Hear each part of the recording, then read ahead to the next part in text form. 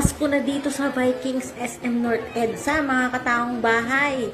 At pagpasok ko, ang bumungad sa akin, dessert table talaga. So, unang-una ko nakita talaga itong mga dessert table. Kaya dyan ako nag-umpisa mag-video. Ayan, no? Tapos ang dami-daming donuts, sweets talaga.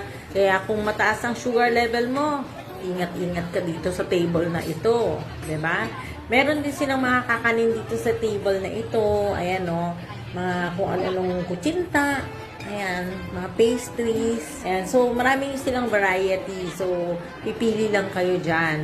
Tapos, may mga pang toppings sila, mga sprinkles. Ito naman ang appetizer station. Ayan, okay yung mga appetizer nila, nakakaaliw. Tapos mga nasa baso. Kumuha talaga ako noon para matikman ko. Ang sarap kasi. Tapos alam nyo ba, ang pork sisig nila, nandyan sa appetizer station. Hindi siya nasa ulam station, ang Pinoy. So, ayan. Ito naman ang kanilang salad station. O, diba?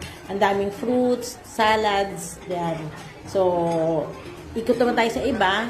Meron silang make your own pasta station. Ayan, di ba? Pero may kasama silang ibang mga item din dito. Ayan. At marami pa silang iba't ibang station dyan. May Japanese, may Korean, may Chinese, everything. Pero sa puntong ito, gutom na ako sa dami ng nakikita ko. Kaya tara, kain tayo!